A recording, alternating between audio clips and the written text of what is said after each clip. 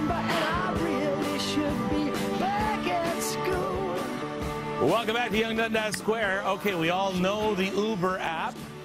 We all know the Uber X app, in which just, plain civilians can become taxi drivers all of a sudden. Now, Winston tells us about an Uber app. I'm really going to ask some questions about one that you just, you explain. It's not the official Uber app, but it's a similar concept called Shuddle. I want to clarify that it's not an Uber product, okay, yeah, but it's similar. It's a similar product called Shuddle. And it's an app designed for parents who have a busy schedule. So, say you're too busy to drive your kids to soccer practice, there's an app for that. You can, using this app, you can schedule your number, and let me just scroll up here. You can get your kid from, football to a friend's place.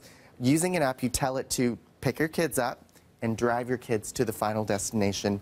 And you're just throwing your kid in a random person's car. So they are saying these drivers are safe, but basically it's a chauffeur for your kid. I'm sure they are, but systems can be hacked. Systems can have problems. As a parent right now, I would never even consider something like this, ever. But putting aside the idea of the technology and the safety, isn't this sad? The fact that you don't even have time to take your kids to soccer practice. And I know we have commitments and your kids have commitments, but if you can't have time for that, then they shouldn't be doing all of these things for one thing. But it is, you're right, it's a sad commentary. And it's just one of many new apps that are trying to help parents with parenting, but that really don't require parenting anymore. There's an app I showed on City News last night where you can help your kids do homework using an app where you take a picture of a math equation, it just spits out the answer, and it shows you step by step how it's all done. But you're not really teaching your kid how to do math. You're showing them how to use an app Okay, I don't know. I might argue that.